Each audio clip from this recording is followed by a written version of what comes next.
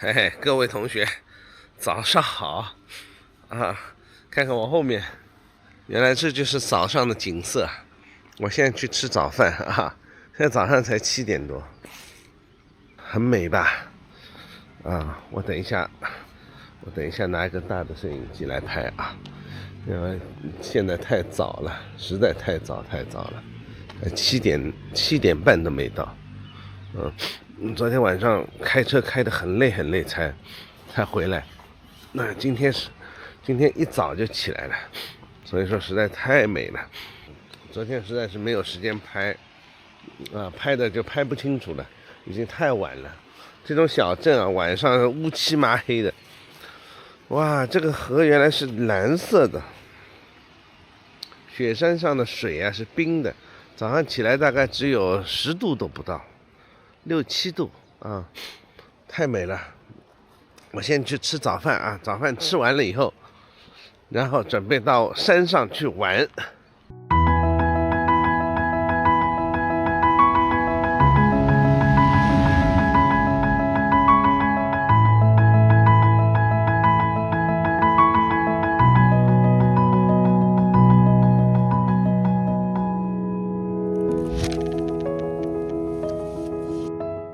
以前瑞士法郎比欧元是1块4毛，比1块欧元，现在比欧元还大啊！你说相差远不远啊？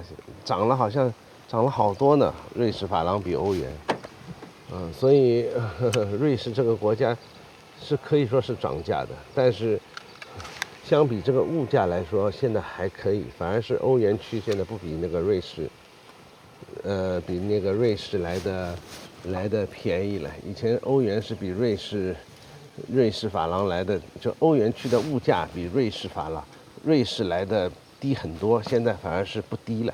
竟然有一个二手店卖滑雪板的，你看它二手店啊，好便宜的东西，5块钱，灯啊什么的才5块钱，几块钱的东西，好便宜啊！滑雪板，这老滑雪板。这个滑雪板才70块钱，真便宜啊！但是这个都是一些老板子了，没有人要了。70块钱啊才，外面买个几百块钱的滑雪板，这里才70块钱，全部是卖二手板的。看看有什么哦，这个是老的不用动的，女孩子用的，那个老的不用动，这个大名牌。滑雪板的大名牌，很多的滑雪板都是就是租的商店里面这个出来的，真便宜啊！这个已经很老了，可以修的啊。如果你可以弄的话，你可以修复一下，弄得像新的一样，比租还便宜。我跟你说，租一租都要100多块钱，这里才多少钱来着？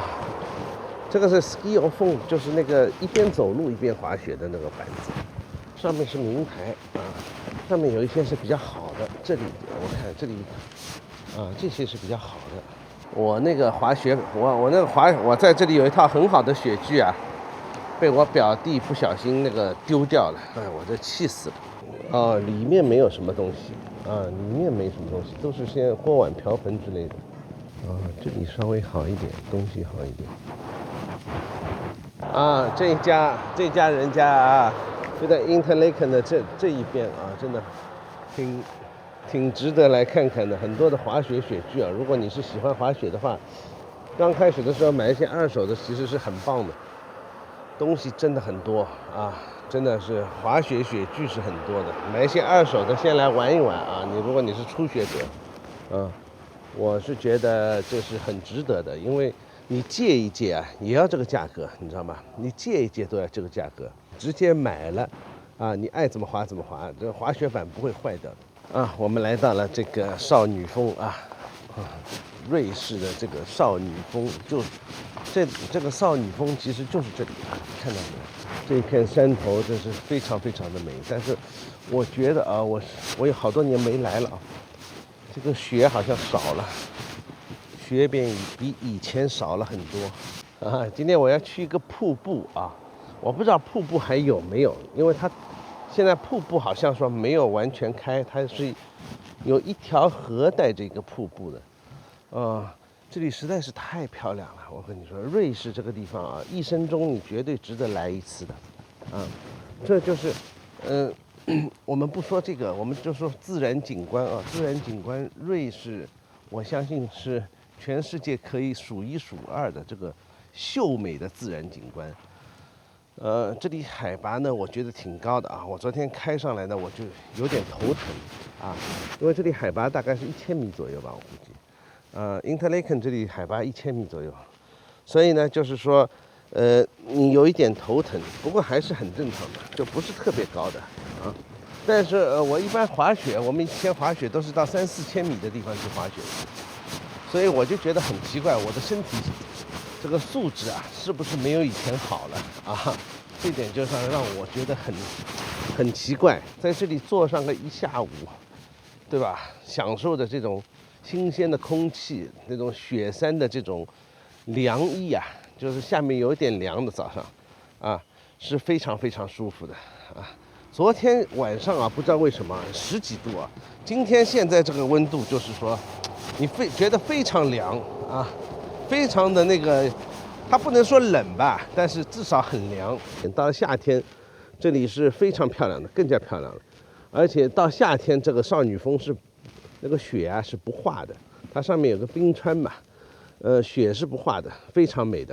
这里的第一个景点啊，大瀑布，这里整座山啊，还有一个很漂亮的瀑布，这里还有个洞叫做 Swiss Cave 啊，这里是个叫 Sun Beauty。我现在在楼下，我们现在准备要爬上去，看看这里的瀑布，美吧？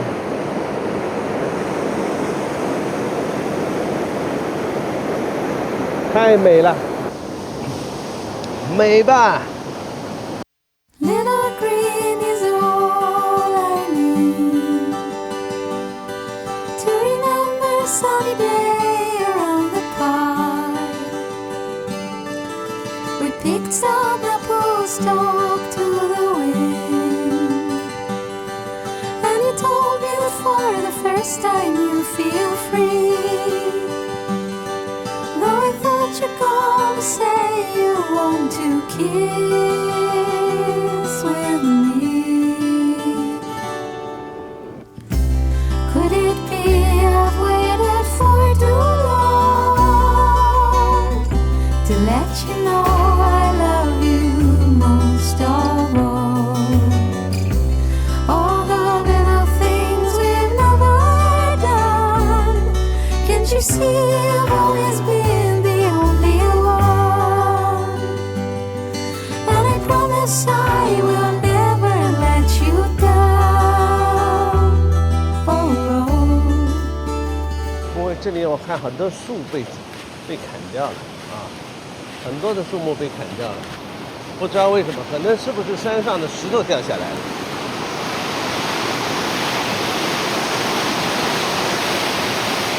哇，好冷啊！你知道吗？看上去很美啊，但是这里水汽缭绕，就冷了，我觉得有点冷啊。它这里说是 Swift Tap Water Quality， 啊，这个水质量是非常好的。这里少女峰在对面啊，并不是在我们这里，我们这里是少女峰的对面。少女峰我是去过好几次了，所以我去不去我倒是真的无所谓。如果你来瑞士的话啊，到了 Interlaken 应该要玩2天，我觉得啊，1天时间比较短。这就是 Interlaken 的小镇啊。今天天气不太好啊，看不到阳光。这个湖啊，真的是太美了，也很美。真的像个宝石一样的这个湖。其实我觉得 Interlaken 比这个日内瓦好玩啊，所以我不想去日内瓦。然后我那边正好也有个粉丝，他叫我去，但是我这次真的抱歉，我真的没时间了，因为大后天我就要飞香港了，所以从这里开回法国啊，还有500公里路。所以呢，但是为了你们啊，我来拍一下这个地方其实很美很美，所以我很想把把这个地方介绍一下给大家啊。如果你喜欢自然风光啊，你来欧洲的话呢，瑞士是一个非常非常好的选择。自然风光没有一个地方比得过瑞士的，因为欧洲啊永远是一个充满人文跟这个自然风光的地方。但是好的自然风光一定是瑞士，在山上面啊，等一会儿我下来吃东西了，在山上面山顶上面的瀑布旁边啊，外面也是美景，里面是地下河一样的幽深的洞啊，你看，幽深的洞，哇，这是什么感受？在这里吃一顿饭啊，人家给你桌布都放好了，台布都放好了，然后在这里吃一顿美味的西餐啊。哦，这里可以直接在这里就是用这个 APP 买票的。这是个假人呢，做的是一个蜡像哦。以前人们就坐在这里打鱼的，就在这个洞里面，它是全自动的，不需要人买票的原来。啊，这个 APP 里面买票就能进去，怪不得它可以一直开着。哦，要这样进去，我买了票子，我去买了，但我手机没电了，差一点点就来不了，我又来钻山洞了，你想得到吗？哇，好吵啊！啊，这是这一路水，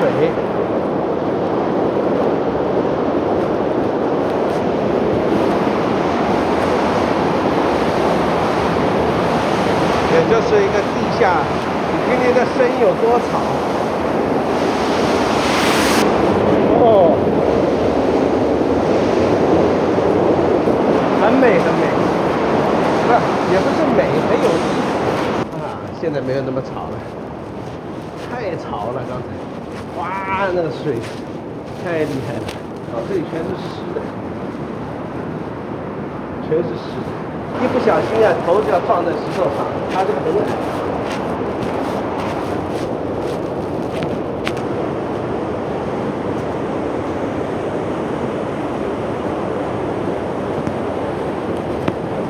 哦，上面还有瀑布，这里水好急呀。这里等于说是一路像瀑布一样。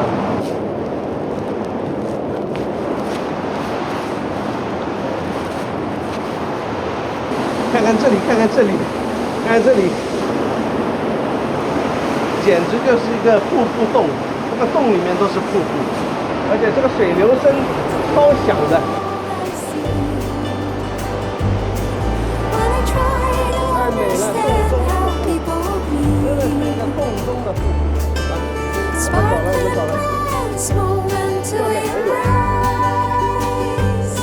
Since the first time we met, my heart can't forget. I'm too shy to try. What if you walk away? Yeah, yeah. Could it be I've waited for too long to let you know?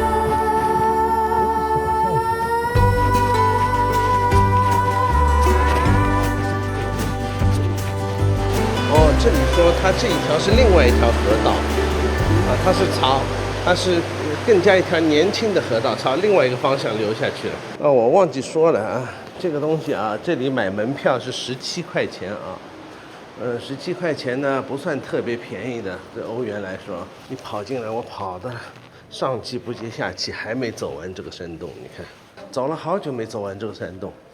所以我觉得这个17块钱是绝对值得的。这里有一个叫做 Miragato， 上面的景色跟下面的景色是一样的，就跟刚才那个一样的。下面是水嘛，我听到了巨大的瀑布的声音，你们听到了没有？我走过去你就听到了。哇，这里还得爬上去的。哦天哪！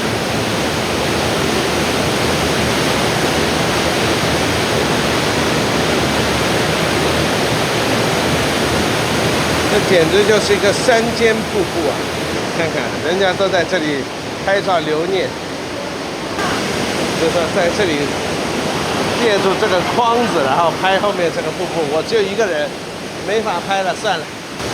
看看，啊，好美啊！看到没有？哇，这是很少见的洞中瀑布啊，洞中瀑布。这瀑布声音好响好响的，看看上面的落差。然后他说这条叫蛇形通道。哦，还有上去，还要上去，这水流怎么这么大的？啊，还正在发展，还可以走下去，啊，还可以走下去。比如说这里还可以进去。然后这里呢就是回头路了，回头路是在上面，刚才我们是从下面走上来的，进来大概1公里多，长度啊，进来的长度1公里啊，这水我看看能不能喝啊，哇，冰的，嘴巴都干死，我都想喝这水，很干净的水，但我觉得现在不够冰。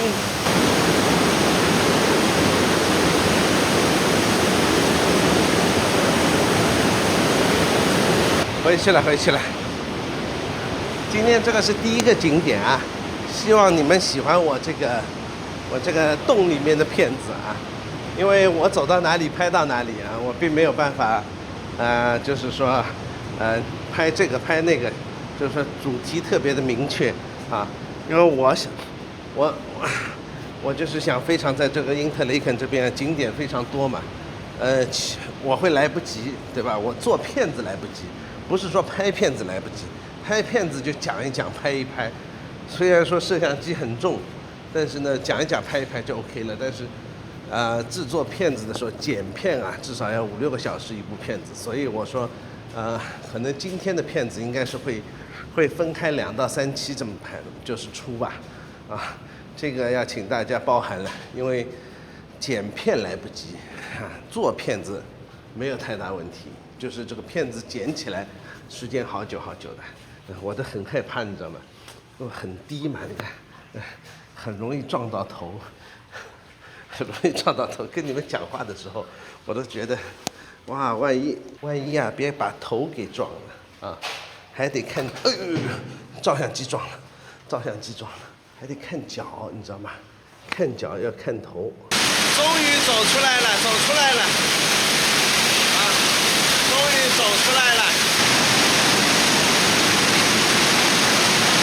很美，真的。哎呀，就是这一路水啊，它下面这只是其中的一路，下面还有一路啊。其实它下面还有一路是往这里流的，一路是往山那个后面流的，所以它有2路水。所以在瑞士呢，水量是很大的啊，而且水质绝对一流。所以瑞士的水是可以喝的，甚至你跑到雪山上面喝它雪山上面那个水都是可以的，啊，雪山上面的水呢，基本上没有什么细菌啊，跟你喝河里面的水不一样，细菌量比较少，所以你看依云就在这里附近。现在这个年代啊，雪山啊，雪线越来越往上去，前几年10年前还没有那么上面，现在我看明显这个雪线在往上面移。但是我们也是没办法，全球天气转暖，啊，你是阻止不了的。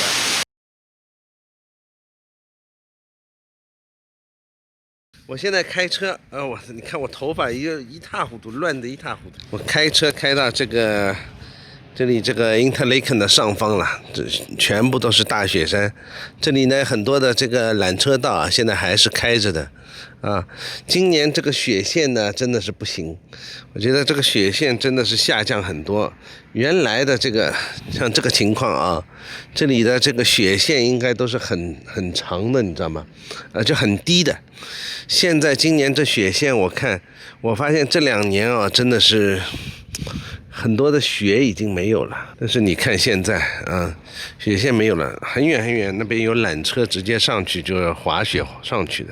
这边还是有人在这个玩滑雪板的啊，他们是坐缆车上去的，还有人在滑翔，看到没有啊？因为今天天气那个风不大，他都在滑翔啊。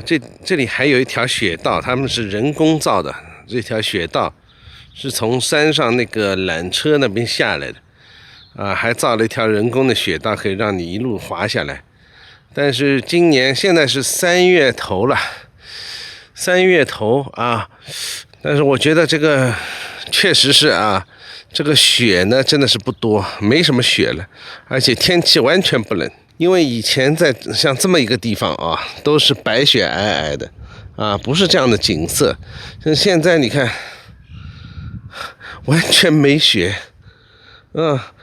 草都长出来了。虽然说是已经3月份了，但是曾经像以前像这种地方，阿尔卑斯山这种地方都是白雪皑皑的啊，这个村子一定都是就是全部都是雪的。现在真的是天气暖的很多啊，所以很多阿尔卑斯山上面的这种小屋，现在住的人也都不多了。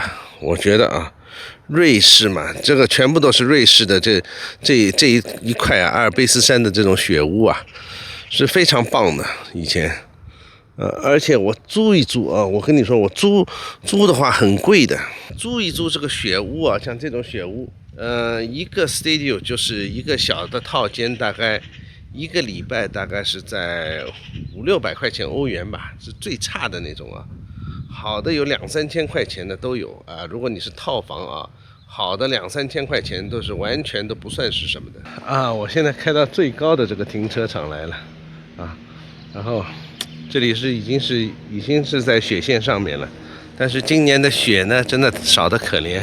以往这种宾馆啊，就是滑雪的人啊是非常非常多的啊，现在只有三三两两，没有几个，安静到真的是安静到就今年这个时间已经过了啊，今年滑雪时间已经过了。当然你比如说你是1月份、2月份来，它还是不错的。这个地方反而是夏天也很漂亮啊。阿尔卑斯山这一块呢，夏天是非常非常美的啊，并不比冬天差啊。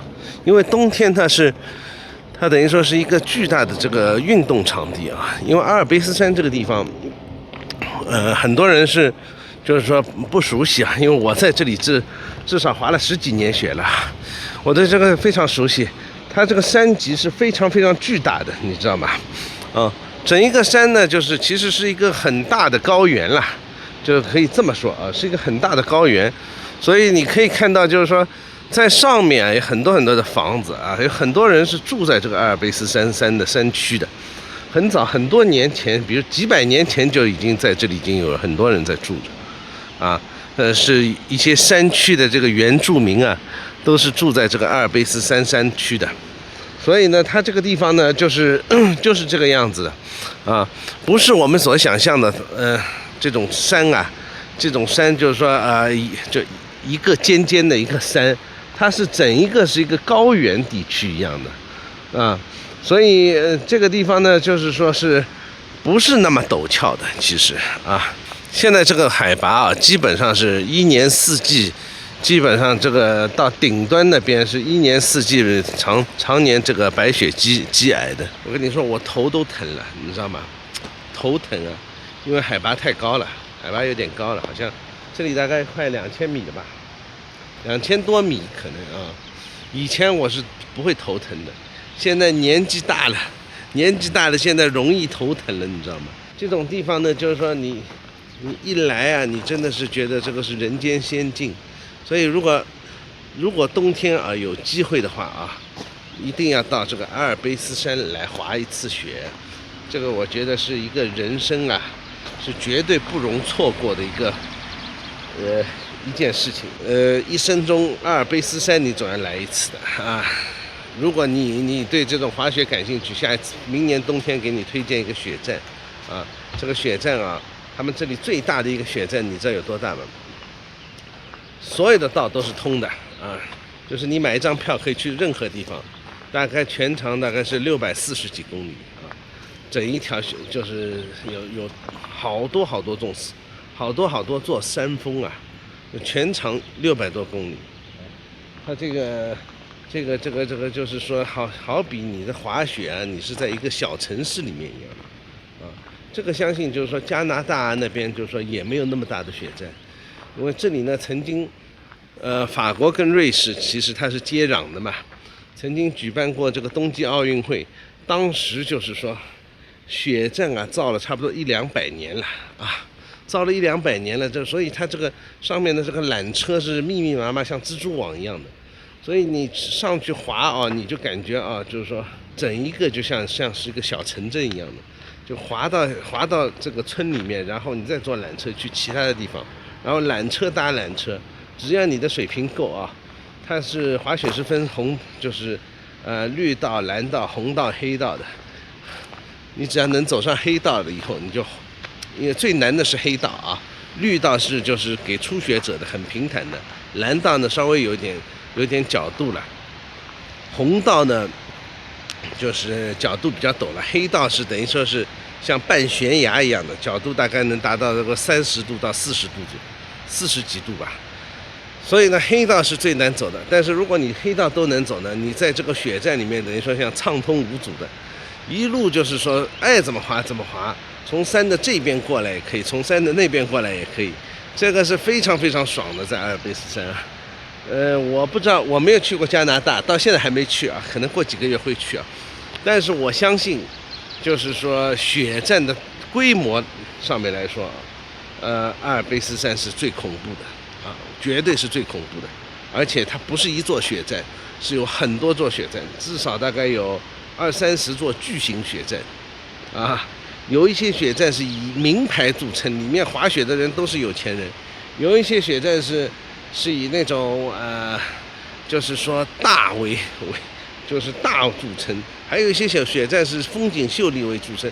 你要什么景色有什么景色的，所以我觉得这个阿尔卑斯山这里的这个滑雪呢，其实澳洲我也去过，那个雪站也没有这里大，因为这个就是滑起来啊，就是说可以翻过一座又一座山头的。所以说你这个舒爽程度绝对是一流的，因为这里啊很多以前阿尔卑斯山很多以前就是有原住民了，他们就是靠这个一边走一边滑雪，对吧？然后就是来走整一座这个阿尔卑斯山这边的高原的嘛。这里啊就是说滑雪的历史是相当悠久，我觉得可以算是最悠久的地方之一了。看看啊，这个就是以前的缆车啊。以前它这个缆车是怎么样的啊？它就是留了一个标本在这里啊。这个缆车等于说基本上是直上直下的，非常非常的有意思。听着鸟叫，下面这条小溪多美啊！而且这里兔子很多，我一看就知道全都是兔子挖的洞，你知道吗？你看这种草地上面啊，有一个小土堆，都是兔子挖的洞。有一部电影，我不知道你们看过没有，在那个住在阿尔卑斯山上面的那个有个女孩子，很漂亮的，对吧？然后就是跟爷爷一起住，然后反正后来把她带到了那个城市里面，非常美的一个就是西欧的那个女孩子。反正就是讲他的一个故事，到最后他还是回到了山上来住。他觉得这个山啊，就是在这个山里面住才是最好的一个选择。具体内容我有点忘记了，一部老电影啊，就是拍这个山的，整一个山的，很老的电影，但是里面的景色一流。哎呀，今天就拍到这里啊！我跟你说啊，我前面一个山洞跟这里这个 Interlaken 这里的雪山啊，拍的手机那个卡的那个容量没有了，不是说电池没有了，容量都没了，所以我差不多了，没办法拍了。最后再给大家看一下啊，这个雪道，我在这里很清楚的可以看到2条雪道全人工造的，这里有2条雪道都是人工造的啊，现在就是说还能够给你们滑一滑啊，稍微滑一滑，不然的话就没有了。然后这个山顶啊，这里山顶上面有就是一点的，就是缆车轨道，所以它到是楼上啊，山顶上面还是可以滑雪的，但是一路下来啊，这个温度明显不对。现在这个温度我感觉在这里至少有这个7、8度到10度左右，所以哪里还有雪呢？没雪了啊！全球气候变暖啊，这个对这里来说还是变化很大的啊。然后你看这个就是雪山，这个滑雪的那个红道的杆子啊，就是说这条小路啊，你滑雪的2个人就从这里穿过去的嘛。